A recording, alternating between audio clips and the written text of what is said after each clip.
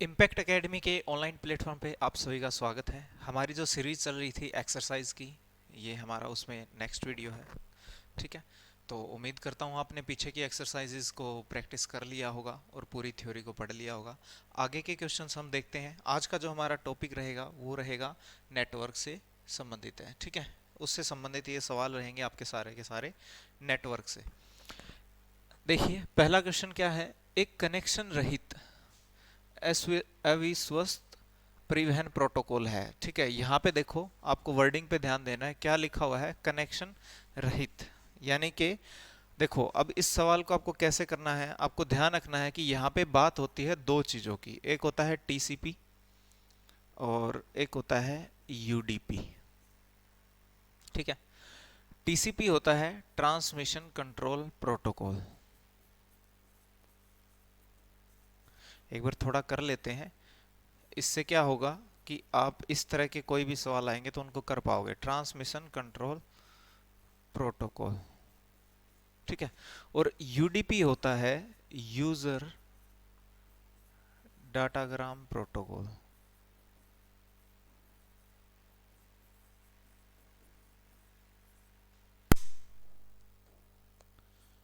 ठीक है, अब इन दोनों में आपको ध्यान रखना है, एक ही लेयर पे होते हैं, ये ट्रांसपोर्ट लेयर पे होते हैं। ठीक है, पर दोनों में डिफरेंस क्या रहता है? ये जो टीसीपी है ये होता है कनेक्शन ओरिएंटेड। ठीक है, जैसे इसमें क्या लिखा हुआ कनेक्शन रहित, तो इसमें कनेक्शन सहित होता है, ये रहित नहीं होता। ठीक है, कनेक्शन ओरिएंटेड यानी कनेक्शन सहित।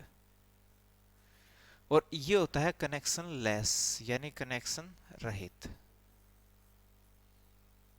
ठीक है, अब यहां से तो हमें हमारा जवाब मिल ही गया कि भाई कनेक्शन लेस कौन सा है?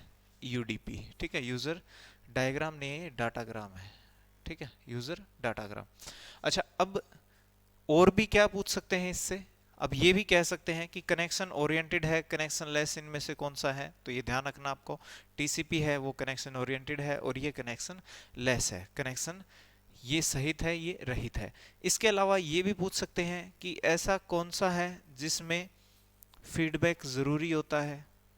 ठीक है, इसमें फीडबैक की कोई जरूरत नहीं होती, यानी कि टीसीपी में फीडबैक जरूरी है, यूडीपी में फीडबैक जरूरी नहीं है। एक इसको बोलते हैं इन ऑर्डर, यानी प्रॉपर सीक्वेंस में सब कुछ। ठीक है, और इसको बोलते हैं आउट ऑर्डर, यानी कि कोई सीक्वेंस नहीं होता। डाटा भेजा किसी सीक्वेंस में है और पहुंचा किसी और सीक्वेंस में भी हो सकता है। ठीक है, तो ये चीज़ है, ये आप इसके बारे में ज़रूर ध्यान रखिएगा। ठीक है, और चाहे टीसीपी हो यूडीपी हो, ये किस लेयर पे होते हैं? अगर आपसे पूछे 7 लेयर होती है नेटवर्क की, तो उनमें ये ट्रांसपोर्ट लेयर पे होते हैं। ठीक है, ट्रांसपोर्ट लेयर पे ये होते हैं।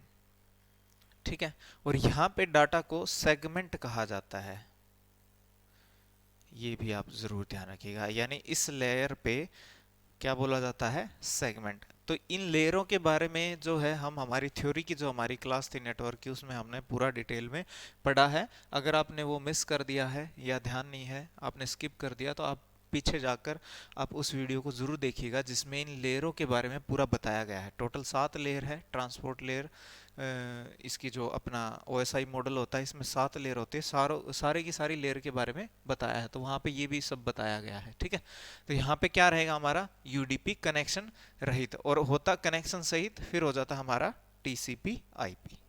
ठीक है, आगे कंप्यूटर डैश में दो या अधिक कंप्यूटर व अन्य डिवाइस होते हैं जो डाटा और प्रोग्राम शेयर करते हैं। ठीक है, क्या कह रहा है कि कंप्यूटर के किस चीज में दो या दो से अधिक कंप्यूटर या डिवाइस होते हैं? ठीक है, कंप्यूटर या डिवाइस, तो वो किस में होते हैं? नेटवर्क में। ठीक है, अब यहाँ पे एक चीज जरूर ध्यान रखिएगा कि जैसे ये एक कंप्यूटर है, इसको दूसरे किसी कंप्यूटर से कनेक्ट कर दिया, ये भी एक नेटवर्क है। लेकिन अगर किसी एक कंप्यूटर को हमने जैसे प्रिंटर से कनेक्ट कर दिया,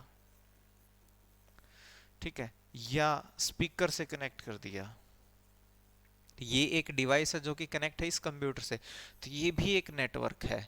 यानी कि ऐसी डिवाइस जो डाटा ट्रांसफर कर सकती है आपस में, जैसे ये कंप्यूटर इस प्रिंटर को डाटा भेज सकता है, प्रिंटर कंप्यूटर को डाटा भेज सकता है अगर इसमें स्कैनर लगा हुआ है। कंप्यूटर इस स्पीकर को डाटा भेज सकता है, यानी कि ये दोनों ऐसी डिवाइस है, ये डाटा ले सकती है, ये भेज सकता है। तो जब भी दो या दो से ज़्यादा डिवाइस, ऐसी डिवाइस जो आपस में डाटा शेयर कर सकें, एक दूसरे को डाटा भेज सकें या रिसोर्स शेयर कर सकें, उसको बोलते हैं नेटवर्क। रिसोर्स शेयर कैसे है, जैसे अब ये एक मान लो कंप्यूटर है, इसको इससे जोड़ दे, तो अब ये वाला कंप्यूटर इस प्रिंटर को यूज कर सकता है, ठीक है, और ये वाला कंप्यूटर इस स्पीकर से भी काम ले सकता है, यानी इसमें भी कुछ डाटा भेजना या कुछ कर सकता है इस कंप्यूटर के थ्रू। डायरेक्ट तो नहीं कर पाएगा, इस कंप्यूटर के थ्रू करेगा, तो इसको बोलते हैं नेटवर्क। तो नेटवर्क में दो चीजें शेयर होती हैं, डाटा और रिसोर्स। तो किसी एग्जाम में ये पूछ लिया जाए कि नेटवर्क का उद्देश्य क्या होता है, तो वो डाटा शेयर करना होता है, और जो हमारे रिसोर्स होते हैं जैसे कि प्रिंटर है, स्पीकर है, स्कैनर है, इनको भी शेयर करना होता है, ठीक है, तो ये ध्यान रखना। ओके, और वर्क स्टेशन के बारे में मैंने आपको बताया था, किसी भी नेटवर्क में शामिल डिवाइस हैं उनको वर्क स्टेशन बोल देते हैं। दूसरा, वर्क स्टेशन आपको मैंने बताया था कि कोई एक कंप्यूटर या एक नॉर्मल हमारा micro computer with extended capacity, यानी जिसकी क्षमता को बढ़ा दिया गया है, विद एक्सटेंडेड कैपेसिटी। तो कैपेसिटी को अगर बढ़ा दिया गया है तो उसे भी वर्क स्टेशन बोलते हैं, यानी एक पावरफुल कंप्यूटर होता है, ठीक है, हम ऐसा बोल सकते हैं, विशेष कार्य के लिए बनाए जाते हैं। आगे नेक्स्ट, डाटा ट्रांसफर की रफ्तार किस इकाई में मापी जाती है, यानी किस से मापी जाती है, ठीक है, यूनिट पूछ रहा है डाटा ट्रांसफर की यूनिट। तो डाटा ट्रांसफर हमेशा किस में मापा जाता है, बिट्स पर सेकंड में। डाटा ट्रांसफर किस में मापा जाता है, बिट्स पर सेकंड में। लेकिन अगर आपसे कहे कि जो हमारी स्टोरेज डिवाइस होती हैं, जो हमारी स्टोरेज डिवाइस होती हैं जैसे कि फ्लॉपी, हार्ड डिस्क, इस तरह से स्टोरेज डिवाइस, तो स्टोरेज डिवाइस की जो यूनिट होती है ना वो बाइट्स में होती है, ठीक है, वो किस में होती है, बाइट्स में, ये ध्यान रखिएगा। ट्रांसफर की स्पीड किस में है, बिट्स पर सेकंड में, और डिवाइस की जो स्टोरेज यूनिट है वो हमारी क्या होती है, बाइट्स में, ठीक है, तो ये ध्यान रखिएगा। आगे नेक्स्ट हमारा क्वेश्चन है, डाटा ट्रांसमिशन के अंतर्गत सूचना की प्रत्येक बिट क्रम में भेजी जाती है, यानी एक सीक्वेंस में भेजा जाती है, प्रॉपर सीक्वेंस में, तो वो होता है सीरियल ट्रांसमिशन, ठीक है, सीरियल ट्रांसमिशन। क्या होता है सीरियल, देखो सीरियल में क्या होता है, अगर सीरियल की बात करें, दो तरह का ट्रांसमिशन होता है, एक होता है सीरियल, एक होता है पैरेलल। सीरियल क्या है, जैसे मान लो ये हमारी 4 बिट हैं, इनको ट्रांसफर होना है, तो ये एक क्रम में जाएंगी वन बाय वन, जैसे कि ये 1 आ गया, ठीक है, फिर उसके बाद ये 0 आ गया, फिर उसके बाद ये 0 आ गया, फिर उसके बाद ये 1 आ गया, इस तरह से, यानी एक एक करके। लेकिन पैरेलल में क्या होगा, जैसे 0 1 ये इकट्ठी चली जाएंगी, यहाँ से एक ही समय पे सारी की सारी ट्रांसफर हो जाएंगी। तो पैरेलल जो ट्रांसमिशन होता है वो क्या होता है, फास्ट होता है, क्योंकि इसमें एक से ज्यादा बिट एक साथ चली जाती हैं। अब पेपर में आपसे पूछ ले सीरियल में कितनी बिट एक साथ जाती हैं, 1 बिट, और पैरेलल में कितनी बिट, बाय डिफॉल्ट 8 बिट आप लोगे, ठीक है। इसके अलावा डिपेंड करता है कितने बिट का जो वो है पोर्ट है, ठीक है, अगर इससे ज्यादा बिट का पोर्ट है तो उससे ज्यादा भी जा सकते हैं, लेकिन फिर भी आप ध्यान रखिएगा 8 बिट एक स्टैंडर्ड है, अगर फिर भी बिट्स में पूछ ले तो, ठीक है। तो 1 बिट और 8 bit, serial 1 bit, parallel 8 bit, ठीक है। ये है आपका डाटा ट्रांसमिशन, जिसमें प्रत्येक बिट एक सीक्वेंस में जाती है, क्रम में जाती है। आगे देखते हैं हमारा अगला क्वेश्चन क्या है, उपकरणों के बीच सिग्नल प्रेषण यानी कि सेंड करना है, और प्राप्ति यानी कि रिसीव करना है। तो सेंड और रिसीव करने के लिए तय किए गए निर्देश, दिशा निर्देश, ठीक है, वो क्या कहलाते हैं, तो गाइडलाइंस, कम्युनिकेशन प्रोटोकॉल, रेगुलेटर या लीडर। तो देखो उपकरणों यानी कि डिवाइस, कोई भी हमारी डिवाइस है, कोई भी हमारी डिवाइस है जैसे कि कंप्यूटर है, प्रिंटर है, मॉनिटर है, स्कैनर, जो भी है, इनके बीच में जो डाटा एक्सचेंज होता है वो करने के लिए कुछ नियम बनाए जाते हैं, ठीक है। यानी कुछ क्या बनाए जाते हैं, सेट ऑफ रूल्स, इनको बोलते हैं प्रोटोकॉल। इनको क्या बोलते हैं, प्रोटोकॉल। तो यहाँ पे है कम्युनिकेशन प्रोटोकॉल, यानी कि दो या दो से ज्यादा डिवाइस के बीच में जब भी डाटा ट्रांसफर होता है तो कुछ नियमों के तहत होता है, कुछ नियम बना रखे होते हैं, उन नियमों को बोलते हैं प्रोटोकॉल। सेट ऑफ रूल्स क्या होता है, प्रोटोकॉल। और यहाँ पे क्या बोल रहे हैं, कम्युनिकेशन प्रोटोकॉल, यानी कम्युनिकेशन के उद्देश्य से बनाए गए प्रोटोकॉल या नियम, ठीक है। सेंड और रिसीव, प्रेषण है सेंड और प्राप्ति है रिसीव, सेंड और रिसीव करना, ठीक है। आगे देखते हैं नेक्स्ट क्या है, दो कंप्यूटर के बीच बिट या कैरेक्टर चैनल अथवा लाइन के जरिए ही प्रसारित होते हैं, इसलिए इसे किस किस्म के प्रोटोकॉल की जरूरत पड़ती है, ठीक है।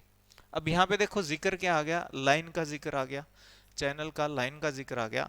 तो ये होते हैं हमारे लिंक लेवल प्रोटोकॉल, ठीक है। तो लाइन का जिक्र आते ही आप समझना किसकी बात हो रही है, लिंक प्रोटोकॉल की। लिंक लेवल प्रोटोकॉल की दो तरह के लिंक लेवल होते हैं, DHCP और HDLC, ठीक है। DHCP क्या होता है, DHCP होता है डायनेमिक होस्ट कंट्रोल प्रोटोकॉल। ये आईपी एड्रेस असाइन करने के लिए होता है, डायनेमिक होस्ट कंट्रोल प्रोटोकॉल। और एक होता है HDLC, high level link control protocol, ठीक है। High level link control protocol. तो फुल फॉर्म जरूर ध्यान रखिएगा, फुल फॉर्म आपके लिए बहुत इंपॉर्टेंट है। अगर आपसे पूछ ले किसी भी चैनल स्तर पे या लाइन स्तर पे जो कम्युनिकेशन के प्रोटोकॉल होते हैं उन्हें क्या कहते हैं, लिंक लेवल प्रोटोकॉल, ठीक है। आगे नेक्स्ट, लिंक लेवल प्रोटोकॉल में इनके जो प्रकार हैं वो बताइए। तो अभी अभी हमने बात करी कौन से होते हैं link level, DHCP dynamic host control protocol और HDLC high level data link protocol, ठीक है।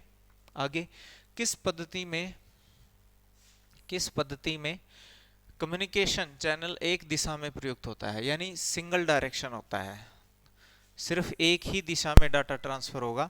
यानी कि अगर ये कंप्यूटर है, ये मान लो दूसरा कंप्यूटर है, तो डाटा सिर्फ एक ही दिशा में होगा, एक ही डायरेक्शन में होगा, वन डायरेक्शन होगा, सिर्फ इधर ही जाएगा, एक ही तरफ। इसको हम उदाहरण के तौर पे देख सकते हैं, जैसे कि टीवी है, एफएम है, रेडियो है, टीवी एफएम ब्रॉडकास्टिंग, ये हमारा हो सकता है, क्योंकि इनमें क्या होता है, एक तरफा ही कम्युनिकेशन होता है, ठीक है। टीवी एफएम ब्रॉडकास्टिंग ये सब, तो ये क्या होता है हमारा, सिंप्लेक्स। अगर एक ही दिशा में हो तो सिंप्लेक्स। अगर आपसे कहें कीबोर्ड, कीबोर्ड माउस ये जो है, तो इनमें भी डाटा किस दिशा में होता है, सिर्फ एक ही दिशा में ट्रांसफर होता है, क्योंकि ये सारी सारी इनपुट डिवाइस जो होती हैं कंप्यूटर की, वो कंप्यूटर में डाटा इनपुट करती हैं, यानी कंप्यूटर से वो कुछ नहीं लेती, वो कंप्यूटर में ही डाटा भेजती हैं। तो वो भी किस में आ जाती हैं, सिंप्लेक्स में, ये ध्यान रखिएगा, ठीक है। वन वे डायरेक्शन, अगर सिर्फ एक ही दिशा में डाटा जा रहा है तो वो है सिंप्लेक्स। तो ये हो गया आपका, ठीक है। आगे देखते हैं नेक्स्ट, किस पद्धति में कम्युनिकेशन चैनल दोनों दिशाओं में होता है मगर एक समय पर एक ही दिशा में। देखिए पहला क्वेश्चन जो था वो क्या था, सिर्फ एक ही डायरेक्शन में। अब यहाँ पे क्या कह रहा है कि दो आपके कंप्यूटर हैं, दोनों आपस में ट्रांसफर कर सकते हैं लेकिन इकट्ठा नहीं कर सकते, यानी या तो ये वाला कंप्यूटर इसको भेज रहा होगा या ये कंप्यूटर इसको भेज रहा होगा, लेकिन एक समय पर एक ही तरफ होगा, दोनों तरफ नहीं होगा, तो उसको बोलते हैं हाफ डुप्लेक्स, ठीक है। सिंप्लेक्स में एक तरफ था, हाफ डुप्लेक्स में दोनों तरफ लेकिन एक समय पर एक ही साइड। अच्छा एग्जाम्पल की अगर बात करें यहाँ पे, तो एग्जाम्पल में आप ध्यान रखना, वॉकी टॉकी, इसमें ऐसा होता है, ठीक है, इसमें ऐसा होता है, एक ही दिशा में होता है ट्रांसफर एक समय पर, वैसे दोनों साइड होता है, ठीक है। किस पद्धति में कम्युनिकेशन चैनल दोनों दिशाओं में होता है और एक ही समय पर होता है, ये ऐसा ही कह रहा है, ठीक है। तो वो किस में होता है, फुल डुप्लेक्स में। जैसे कि हमारा टेलीफोन है, मोबाइल है, ये किस में आ जाते हैं हमारे, फुल डुप्लेक्स में। या फिर इंटरनेट अगर आपसे पूछ ले, इंटरनेट भी किस में है? फुल डुप्लेक्स में। क्यों? क्योंकि हम अपलोड और डाउनलोड एक साथ कर सकते हैं। टेलीफोन पे हम बोल रहे हैं हम कुछ भी तो, और सामने से कोई कुछ बोल रहा है तो हम एक साथ भी बोल सकते हैं। तो डाटा ट्रांसफर होगा उस केस में, दोनों की आवाज़ आएगी और जाएगी एक ही साथ, एक ही चैनल से। ठीक है, तो ये ध्यान रखना आप। तो डाउनलोड और अपलोड भी एक साथ हो सकता है, इसलिए इंटरनेट भी किसका उदाहरण है? फुल डुप्लेक्स का। अगला क्वेश्चन क्या कहता है कि टेलीफोन जो है वो किस संचार पद्धति का जो है पर काम करता है? तो ये भी किस पर काम करता है? फुल डुप्लेक्स पर। ये किस पे काम करता है? फुल डुप्लेक्स पे, क्योंकि अभी हमने इस पे बात करी है कि टेलीफोन जो है वो किस पे काम करता है? फुल डुप्लेक्स पे। दोनों साइड डाटा ट्रांसफर होता है एक ही समय पर। ठीक है, अगला क्वेश्चन देखते हैं। डब्ल्यू लैन का फुल फॉर्म क्या है? यहाँ पे फुल फॉर्म पूछा है। वैसे अगर कंफ्यूज मत हो जाना, कहीं आप कंफ्यूज हो जाओ। वैन अलग होता है और डब्ल्यू लैन अलग है। ठीक है, वैन होता है wide area network, wide area network. ठीक है, लेकिन डब्ल्यू लैन क्या होता है? Wireless local area network. ये होता है वायरलेस लोकल एरिया नेटवर्क। यानी कि ये है तो क्या? Local area network. पर लोकल एरिया नेटवर्क हमारा दो तरह का होता है, एक होता है वायर्ड और एक होता है वायरलेस। ठीक है, जो वायर्ड होता है उसे हम कई बार स्टैंडर्ड यूज करते हैं, ज़्यादातर हम ईथरनेट ही यूज करते हैं, तो उसको बोलते हैं ईथरनेट लैन। ठीक है, ईथरनेट लैन।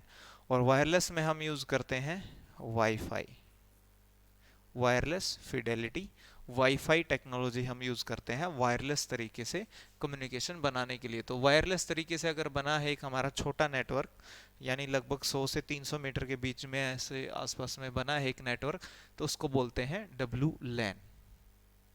आगे नेक्स्ट, लैन का फुल फॉर्म क्या है? तो ये अभी हमने बात करी है जस्ट। तो ये क्या होता है? Local area network. W LAN wireless local area network, और ये क्या हो गया? LAN local area network. दूरी लगभग इसकी कितनी होती है? 100 से लेके 300 मीटर तक हम मानते हैं लगभग इसकी दूरी होती है। कहाँ पे यूज करते हैं इसको? इसको सिंगल साइट नेटवर्क भी बोलते हैं। ठीक है, इसको क्या बोलते हैं? Single site network. किसी भी स्कूल, कॉलेज, ऑफिस, घरों में, ठीक है, इत्यादि जगह पे हम क्या यूज करते हैं? Local area network. आगे नेक्स्ट, संस्थाओं के भीतर आंतरिक संप्रेषण के माध्यम से किया जाता है। किसके माध्यम से किया जाता है? किसी संस्थाओं के भीतर पूछा, यानी कि स्कूल, कॉलेज, इंस्टीट्यूट, अभी बात कर रहे थे ना वही। तो संप्रेषण का मतलब कम्युनिकेशन, इंटरनल कम्युनिकेशन। तो किससे किया जाता है? लोकल एरिया नेटवर्क से। तो अभी बात करी थी हमने, किसी भी स्कूल, कॉलेज, संस्थाओं में, ऑफिसों में, घरों में जो बने छोटे नेटवर्क होते हैं उन्हें बोलते हैं, उनके जो इंटरनल अंदर के जो छोटे नेटवर्क हैं उनको बोलते हैं लैन नेटवर्क। ये जरूरी नहीं है इंटरनेट से जुड़े हों या ना जुड़े हों। ठीक है, कोई ज़रूरी नहीं होता। ये हो सकता है सिर्फ उसी एक रूम में या बिल्डिंग में ही सिर्फ आपस में कनेक्ट हों। ठीक है, आगे नेक्स्ट, इंटरनेट पर बाइनरी और टेक्स्ट फाइलों को स्थानांतरित यानी कि ट्रांसफर करने के लिए किस प्रोटोकॉल की आवश्यकता होती है? ठीक है, तो किस प्रोटोकॉल की आवश्यकता होती है? एफटीपी। एफटीपी देखो, अभी सभी चारों के चारों ऑप्शन देखते हैं, बहुत इंपॉर्टेंट है हमारे लिए। पहला क्या है हमारा? H T T P. ये होता है hyper text transfer protocol, hyper text transfer protocol. और ये किसको ट्रांसफर करने के लिए काम आता है? जो हमारे HTML डॉक्यूमेंट होते हैं। HTML डॉक्यूमेंट यानी कि वेब पेज। HTML डॉक्यूमेंट यानी कि वेब पेज, जो कि किस भाषा में लिखे गए हैं? HTML भाषा में लिखे गए हैं। उन पेजों को ट्रांसफर करने के लिए हम किसका यूज करते हैं? HTTP का। लेकिन जब हमें कोई फाइलें अपलोड या डाउनलोड करनी होती है तो हम किसका यूज करते हैं? FTP, file transfer protocol. ठीक है, फाइल ट्रांसफर प्रोटोकॉल। तो ये ध्यान रखिएगा, यहाँ पे क्या है? File transfer protocol. यूडीपी क्या था? यूडीपी ये आ चुका हमारा, यूजर डाटाग्राम प्रोटोकॉल। ठीक है, यूजर डाटाग्राम प्रोटोकॉल, जो कि कैसा है? कनेक्शन लेस है। कनेक्शन लेस है, ठीक है, इसमें कोई फीडबैक की जरूरत नहीं होती। और फिर है TCP, transmission control protocol, transmission control protocol. इसके अंदर कनेक्शन का होना जरूरी है, यानी कि एक सिरे से दूसरे सिरे तक डाटा प्रॉपरली पहुंच रहा है कि नहीं पहुंच रहा है, वो बार बार चेक किया जाता है, किसमें, टीसीपी में। तो इसको बोलते हैं कनेक्शन ओरिएंटेड कम्युनिकेशन। ओके, आगे नेक्स्ट, कोने और किनारों के सेट जो उन्हें जोड़ते हैं उन्हें क्या कहा जाता है, ठीक है। तो यहाँ पे बोल रहा है set of vertices and edges. यहाँ पे क्या बोल रहा है, set of vertices and edges. इसको क्या बोलते हैं, देखो हम मान लेते हैं कि ये हमारा एक वर्टेक्स है, ठीक है, ये हमारा वर्टिस 2 है, ये हमारा वर्टिस 3 है, ये हमारा वर्टिस 4 है, ठीक है। जब इनको जोड़ते क्या है, एज, इनको क्या जोड़ते हैं, जो ये लाइनें इनको जोड़ रही है इसको क्या बोलते हैं हम, एज, ठीक है। अब ये set of vertices and edges क्या कहलाता है, ग्राफ, ठीक है, क्या कहलाता है, ग्राफ। ट्री की बात करें तो ट्री में क्या होता है, अच्छा ये ट्री में क्या होता है, ट्री इसमें तो क्या है कि कहीं भी हम कनेक्ट कर सकते हैं आपस में, लेकिन ट्री में हम कैसे करते हैं कनेक्ट, कि पहले यहाँ पे एक हमारा ये वर्टिस है जो भी है हमारा, इसको हम बोलते हैं नोड, ठीक है, ये पहली नोड है, इसके अंडर में ही हम किसी दूसरी नोड को कनेक्ट करते हैं, यानी इसके ऊपर नहीं करेंगे, फिर इसके आगे अंडर में और नोड कनेक्ट करते चले जाएंगे, तो इसको बोलते हैं ट्री वाला सिस्टम, ठीक है। बट ये क्या है, नोड तो है लेकिन वो किसकी फॉर्म में है, वर्टिसेस की फॉर्म में है, जिनको आपस में कहीं से भी इन एजेस के द्वारा कनेक्ट किया जा सकता है। और एक से ज्यादा कनेक्शन भी है, यहाँ हो सकता है इसको इससे फिर से एक और एज मिल जाए, इसको यहाँ इसको फिर से एक और एज दी जा सकती है, ठीक है, इस तरह से। और यहाँ से हो सकता है ये ऐसे भी एज दे दी जाए, तो ये चीज है, ये होता है आपका ग्राफ। और ये गवर्नमेंट एग्जाम में ही पूछा गया एक क्वेश्चन है, तो ध्यान रखिएगा, बहुत इंपॉर्टेंट क्वेश्चन है। ग्राफ और ट्री में आप अंतर ये ध्यान रखिएगा, क्या क्या अंतर होता है, ठीक है। नोट्स जिनमें कोई चिल्ड्रन नहीं होता, ये बात किसकी हो रही है, ट्री की। जैसे ये एक हम उदाहरण के लिए ले लेते हैं, ये एक ट्री है मान लो, ठीक है। अब इस ट्री में जो ये पहली नोड होती है इसको बोलते हैं रूट नोड, ठीक है, और जो लास्ट नोड होती है उनको बोलते हैं लीफ नोड। और जो लास्ट वाली ये लाइन है, यानी कि जिनके आगे चिल्ड्रन नहीं है, उनको क्या बोल देते हैं, एक्सटर्नल नोड भी बोल देते हैं, उनको हम क्या बोल देते हैं, एक्सटर्नल नोड्स भी बोल देते हैं। और जो ऊपर वाली है उनको हम क्या बोल देते हैं, इंटरनल भी बोल देते हैं। इसके अलावा यहाँ पे देखो वर्डिंग यूज हुई है पेरेंट और चाइल्ड। पेरेंट चाइल्ड किसके लिए यूज करते हैं, जैसे ये दो नोड है, इनके लिए कैसी नोड है, पेरेंट नोड है, पर इसके लिए ये कौन सी नोड है, ये पेरेंट है, पर ये खुद क्या है, इनके लिए तो ये पेरेंट है पर इसके लिए ये क्या है, चाइल्ड है। तो ये ध्यान रखना, जो ऊपर वाली नोड होती है वो होती है पेरेंट, और जो नीचे वाली नोड होती है वो होती है चाइल्ड नोड। नोड का मतलब यहाँ पे कंप्यूटर ही है, ठीक है, ये एक डिवाइस है, ये दूसरी डिवाइस है, ये तीसरी डिवाइस है, ये चौथी डिवाइस है, ये पांचवी, ये छठी, इस तरह से, ठीक है। आप इसको कंप्यूटर या कोई डिवाइस के रूप में भी इसको देख सकते हो। अगर डाटा स्टोर करते हैं तो एक स्टोरेज एलिमेंट की तरफ भी आप देख सकते हो कि भी ये डाटा स्ट्रक्चर की तरह आप इसको देख सकते हो, ठीक है। तो यहाँ पे ये डाटा है, ये इन दोनों से कनेक्ट है, फिर ये डाटा जो है आगे इन दो से कनेक्ट है, इस तरह से ये होता है ट्री सिस्टम। अब इस ट्री सिस्टम में कहा है कि ऐसे नोड जिनमें कोई चिल्ड्रन नहीं है, तो लास्ट वाले हैं, इनके आगे कोई चिल्ड्रन नहीं होते, तो इनको क्या बोलते हैं, लीफ नोड, इनको क्या बोलते हैं, लीफ नोड, ठीक है। ये ध्यान रखिएगा, गवर्नमेंट एग्जाम का ही ये क्वेश्चन है। आगे नेक्स्ट, ऑप्टिकल फाइबर किस पर आधारित होता है। देखिए, जो हमने ट्रांसमिशन मीडियम पढ़े हैं हमारे, हमने क्या पढ़े, ट्रांसमिशन मीडियम, जिनकी सहायता से डाटा ट्रांसमिट किया जाता है, जिसमें हमारा टेलीफोन लाइन था, कोएक्सियल केबल था, फाइबर केबल है, सैटेलाइट्स है, ये सब है, ठीक है। तो उनमें से ये बात किसकी हो रही है यहाँ पे, ऑप्टिकल फाइबर की। इसको फाइबर ऑप्टिक्स भी बोल देते हैं, ऑप्टिकल फाइबर भी बोल देते हैं, ठीक है, ऑप्टिकल फाइबर। अब इस ऑप्टिकल फाइबर की विशेषता क्या होती है, देखो ये ऐसी केबल है जिसके अंदर क्या लगा होता है, यहाँ पे एक ग्लास मीडियम होता है, ठीक है, ग्लास मीडियम होगा। और जैसे यहाँ पे हमारा जो डाटा है उसको लाइट की फॉर्म में चेंज किया जाएगा। यानी यहाँ पे हम एक ऐसी डिवाइस लगाएंगे जिसके पास डाटा हमारा आएगा और वो किस फॉर्म में चेंज हो जाएगा, लाइट। और फिर वो लेजर बीम यहाँ छोड़ी जाती है लेजर की फॉर्म में, और वो ऐसे लेजर टकराती हुई यहाँ से निकल जाती है ऐसे। और जब वो दूसरे सिरे पर हमें वो लाइट मिल जाती है तो यहाँ पे हम एक और डिवाइस लगाते हैं जो इस लाइट को किस में बदल देती है, वापसी से डाटा में, यानी हमारे करंट की फॉर्म में है उसमें बदल देती है। तो यानी यहाँ से देखो करंट था, करंट से क्या बन गया, लाइट, और यहाँ से लाइट की फॉर्म में ट्रेवल किया इसने, और फिर यहाँ पे क्या बन गया, ये वापसी से करंट की फॉर्म में। तो ये ऑप्टिकल फाइबर में होता है। अब जो ये रिफ्लेक्शन हो रहा है, जो ये रिफ्लेक्शन हो रहा है, इसको बोलते हैं कुल आंतरिक परिवर्तन, यानी कि टोटल इंटरनल रिफ्लेक्शन। ये भी एक गवर्नमेंट एग्जाम में आया है तो बहुत जरूरी है, आप ध्यान रखिएगा इस चीज को कि इसे क्या बोलते हैं, टोटल इंटरनल रिफ्लेक्शन। ठीक है, तो ये किसके केस में होता है, फाइबर के केबल में होता है। और वैसे देखा जाए तो बाकी जितने कम्युनिकेशन के हमारे साधन है उनमें जो फाइबर ऑप्टिक्स है वो सबसे फास्ट जो है कम्युनिकेशन का जरिया है। ठीक है, ध्यान रखिएगा। ये सबनेट का परिचालक कौन है, कौन सा लेयर करता है, ठीक है, तो ये करता है नेटवर्क लेयर, ये करता है नेटवर्क लेयर। अब नेटवर्क लेयर की बात करें, ठीक है, नेटवर्क लेयर, तो इसमें चाहे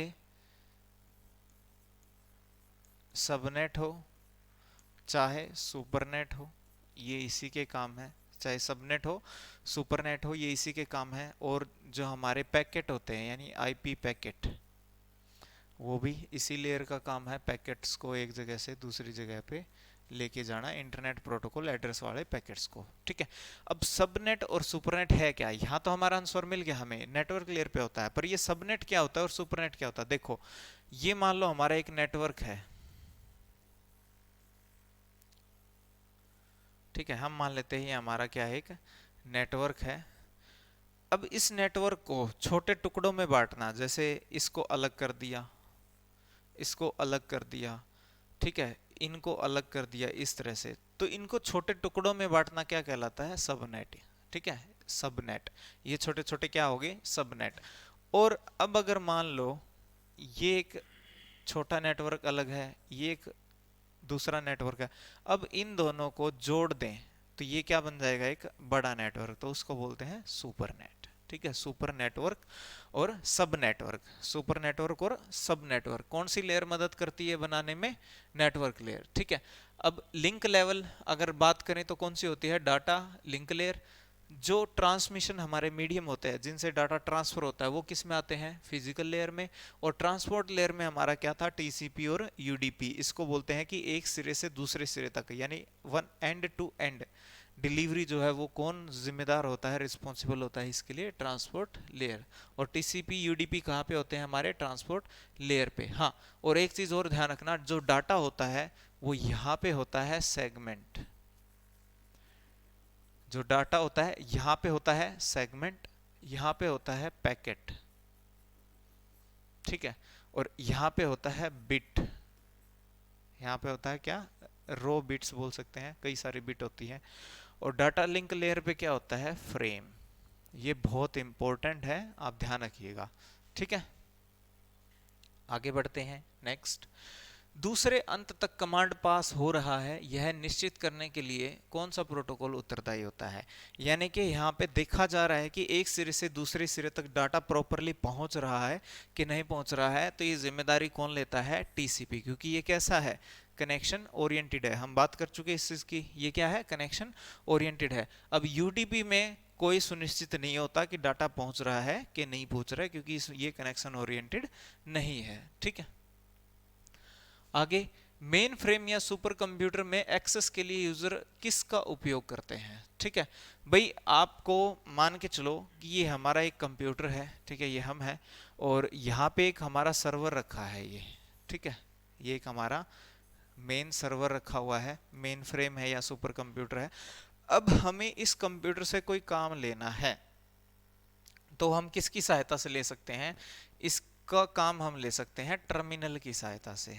यानी हमें क्या मिलेगा, एक टर्मिनल मिलेगा जिसपे हम क्या करते हैं, कमांड्स टाइप करके हम इस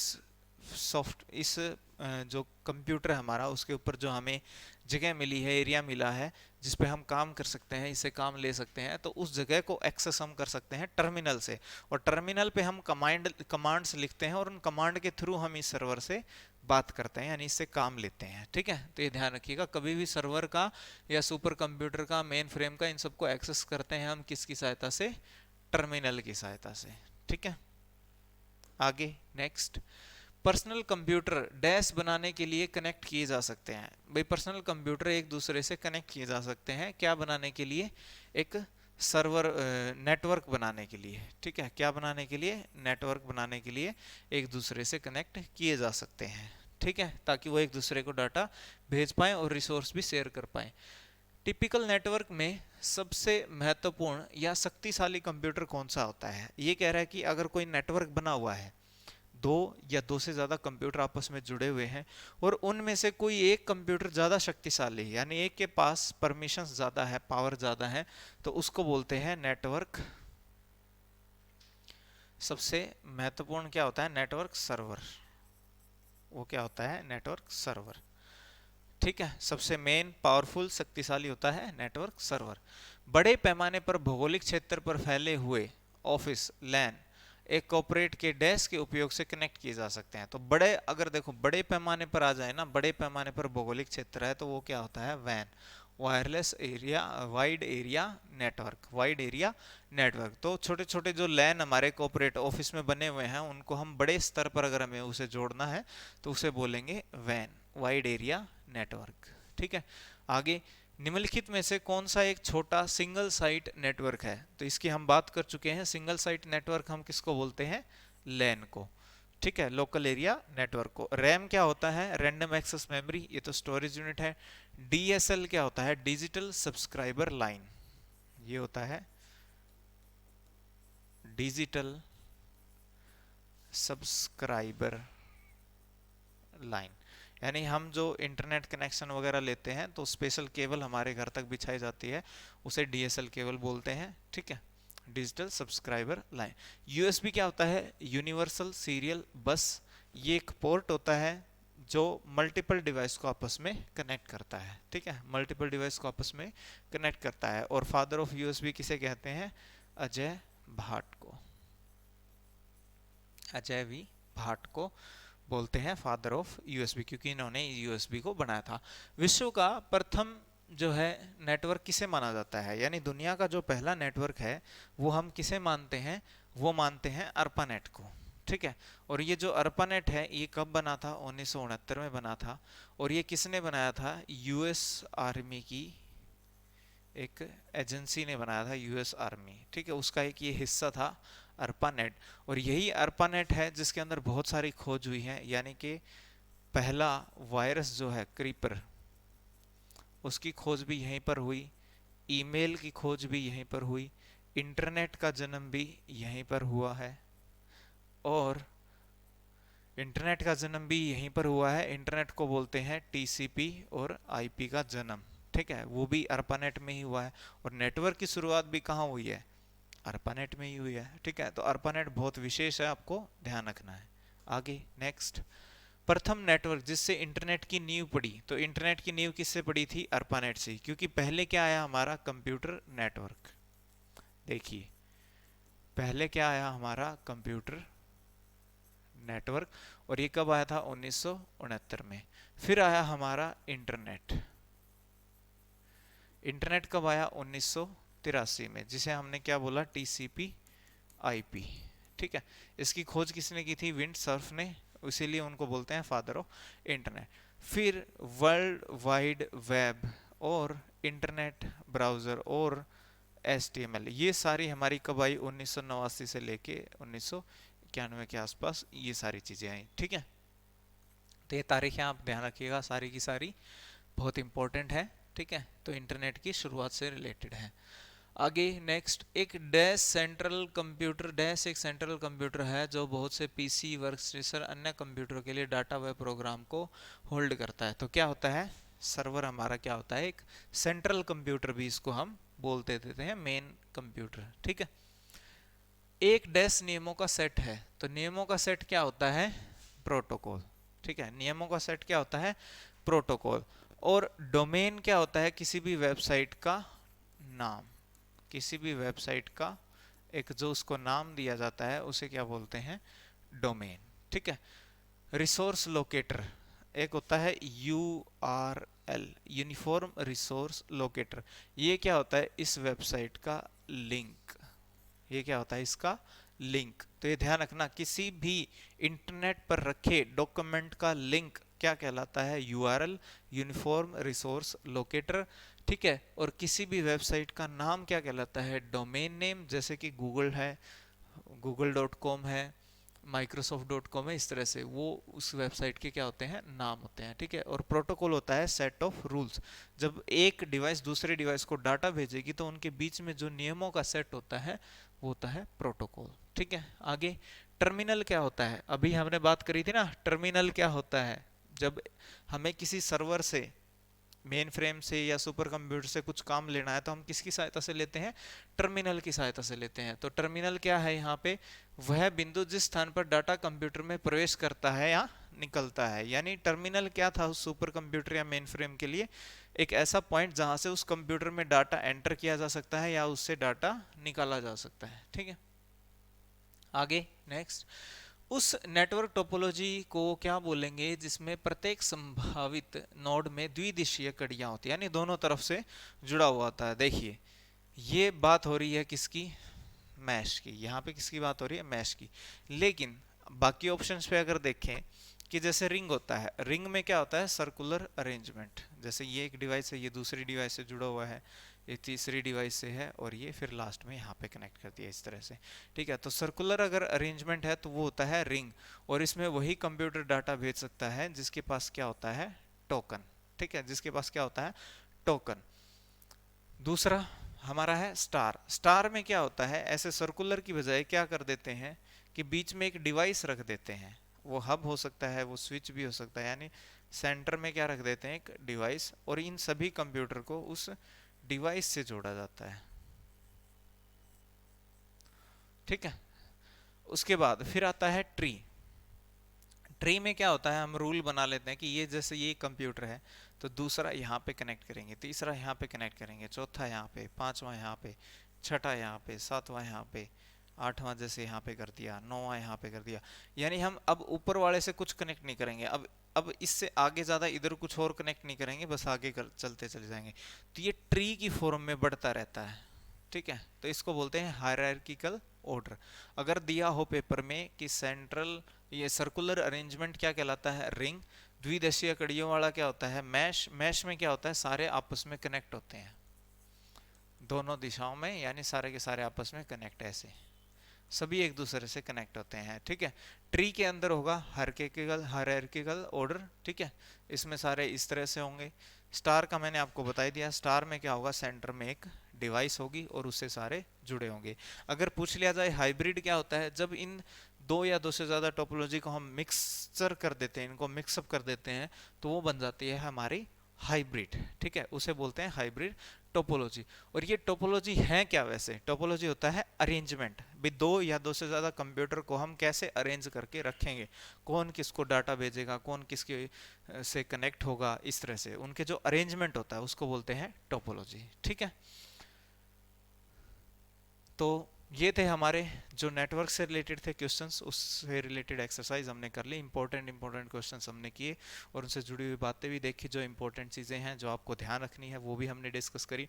तो थ्योरी को आप पढ़िएगा अच्छे से, फिर ये एक्सरसाइज भी करिएगा। अगर आपको इसमें कोई डिफिकल्टी महसूस हो रही है तो आप थ्योरी को जरूर अच्छे से पढ़िएगा, क्योंकि उसी से ही ये एक्सरसाइज बनी है। तो अगर आपने थ्योरी को बहुत अच्छे से पढ़ा है तो आप ये एक्सरसाइज भी आराम से कर लोगे। और इसमें बहुत सारे क्वेश्चंस मैंने आपको पहले ही बताया था कि जो पिछली एक्सरसाइज थी और ये एक्सरसाइज है, सभी में गवर्नमेंट एग्जाम्स में पूछे गए क्वेश्चंस भी शामिल हैं। तो ये आपके लिए बहुत इंपॉर्टेंट क्वेश्चंस हैं, तो आप इनको प्रैक्टिस करिएगा। चलिए ठीक है, इस वीडियो में इतना ही। मिलते हैं नेक्स्ट वीडियो में अगली एक्सरसाइज के साथ। तब तक के लिए धन्यवाद।